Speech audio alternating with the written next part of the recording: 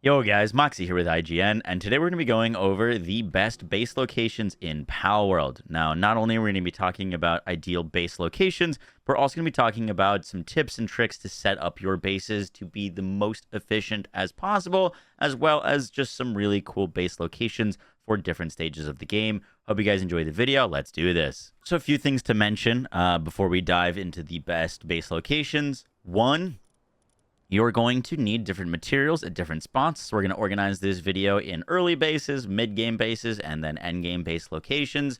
And also, a lot of the times, you're going to need to go get some of the materials that you need to craft things on your own. And then later on, a lot of those things will get automated. For example, early on, you're going to need to be hitting trees and stones yourself. But once you unlock the logging site in the stone pit at level 7, then your pals can mine ore or stone and wood in your base, and then that kind of expands as you get further and further into the game. You get ore mining sites, and a lot of these are things that you're going to want to unlock because they basically allow you to place your base anywhere. When you're starting out, you'll want to place your base in ideal locations for production of important materials. And then later on, you can kind of place your base anywhere you want because you'll have all these important materials in quarries around your base that you can just use. So when you're first starting out at the spawn point, you can kind of place your starting base anywhere you want. We placed our base kind of on this big flat surface, which is nice because it's relatively protected from raids. However, if you're willing to wait a little bit longer to place kind of a main base, there's a really, really great location from the spawn point. If you just follow the map and the road into the Golden Hills, you can find a really great spot for a base on this cliff. This base is going to be protected from raids because of its location. You can place your PAL box right on the top of this ridge or lower down here. And you've got naturally spawning ore, trees, and can set it up so that you've got all your workers going on up here and all of your pals that are meant for mining down here. Really solid spot. Now, once you get into your mid 30s on level, you're going to start needing a few new key materials such as circuit boards, which require pure quartz, polymer, which require sulfur and high quality pal oil, and carbon fiber that requires coal. That leads us to our next base location. Not as ideal because it is on a bit of a hill, but it offers 4 different materials all in one spot. You've got quartz, you've got sulfur over there, you've got ore, and you've got charcoal. So this is a great spot for a base. You can find this at 29 negative 51. Another one of the best base locations. This is just going to be a great spot to build your base, not so much as for materials, but this is going to be at negative 255.46. This spot is incredible. One, because it is naturally on kind of a cliffside / wall. So you are protected on all sides from raids besides this little entrance right here. So you can kind of build some fencing to block yourself in. But the real kicker here is it is so much space that if you want to, you can actually put 2 PAL boxes down, one here and then one over here. This will allow you to build up a massive base kind of next to each other. You can also just use one, but it's so much kind of flat open area, and it's also protected on most sides, so you don't have to worry about raids as much, which is really nice. And then another personal favorite spot of mine, if we fly just to the island next door, there's also a massive kind of flat area, and this area is 100% raid proof. This is one of the few areas in the game that, because of this naturally spawning wall that runs all the way around it, the raids cannot happen at this location. It is completely raid free. It's also very, very flat. It's next to the ocean, so it's kind of pretty. This is the base that I've been using for a lot of my playthrough. Note that when you're making a base, a lot of the times, even though the circle isn't massive, you can build very high vertically. So it's very efficient to kind of build bases that introduce some verticality so that you can have more space for all the things that you need. And this base is going to be located at negative 475, negative 81. Once you're level 50 and above, that's where you're going to start needing oil. You're going to want to unlock the crude oil extractor and the high pressure crude oil extractor. And oil, unlike other things, will need an oil spot to extract from. Now, a good indication of where you can find oil is kind of these like big brown splotches. I've got 2 great base locations that you can find on this island, which we've actually been using as bases ourselves. So this location, very flat, on an oil field, definitely not safe from raids, but there is a bunch of spots to put oil extractors on. We're currently using this as a mining base, where we've got basically all of the materials that you could want to mine here, for all of our pals to mine. As you can see, it gets a little bit hectic here, but it's a great spot to put oil. It's very open, very flat, and we'll talk at the end of the video about kind of specializing your bases, because as you unlock more bases, it's going to become more and more efficient for you to start specializing in them. So we'll talk about that towards the end. Now, there is slightly less oil spots here, but this, I think, is just one of the prettiest spots in the whole game. You've got this triple waterfall with a little island here, and we're not really fully taking advantage of it because we're just using this as a ranch base right now. But there's also 2 oil spots here. This is relatively flat. You're kind of surrounded by one of the prettiest areas in the game. So really awesome if you wanted to make a base here that's not only well placed for oil, but also in a really, really cool destination.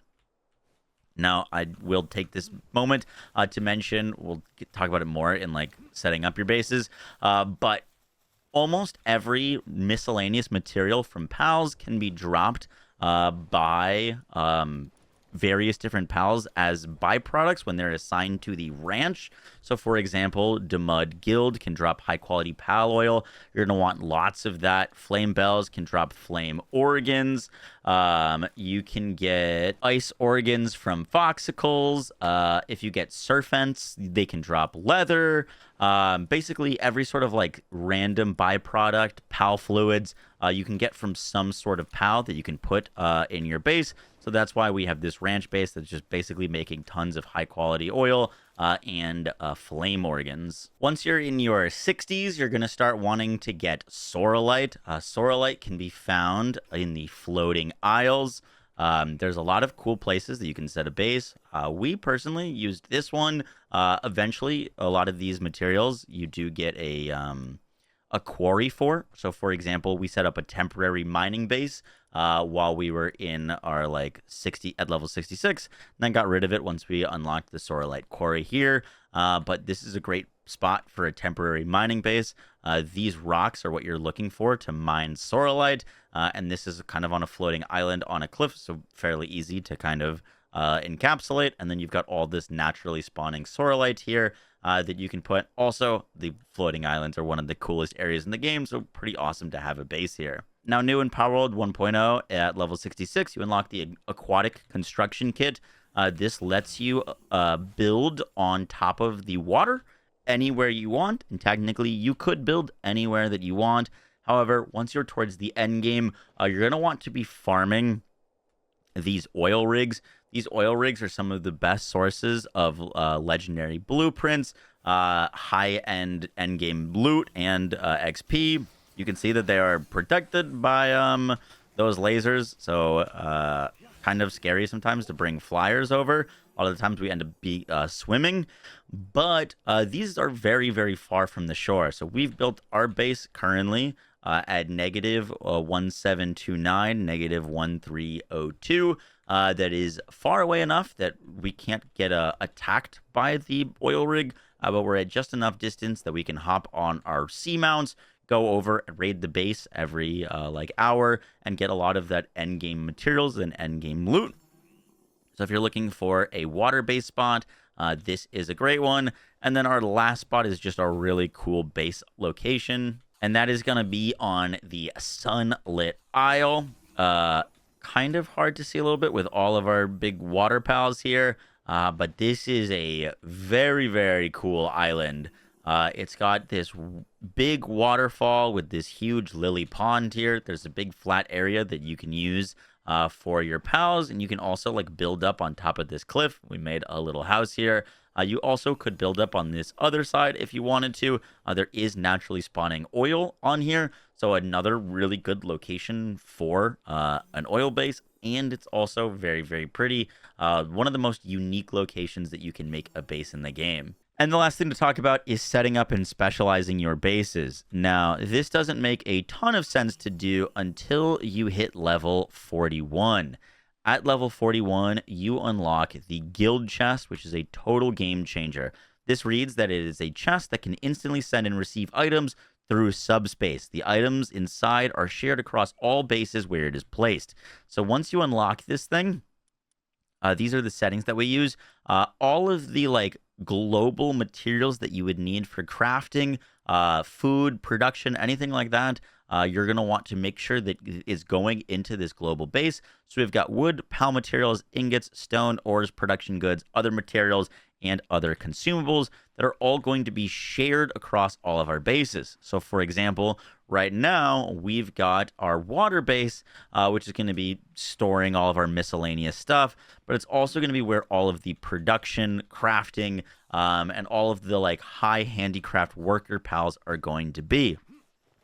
You then, because you're limited in the amount of pals that you can put on a base, because you're limited, it allows you to, for example, if you specialize your bases, have a lot more workers at one base that are all really good at one thing, and then a lot of pals that are all for farming at another base, and the pals that are all for mining at another.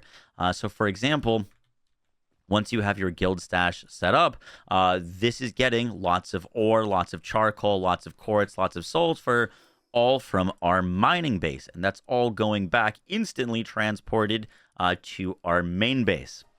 So basically, once you unlock that guild chest, you can have bases for different things. Now, showing on screen is what I personally would recommend dividing the labor into, so that you can have the most efficient bases, because they're going to be relatively shared objectives and goals, but you can divvy out the work and the load to the different bases however you'd like.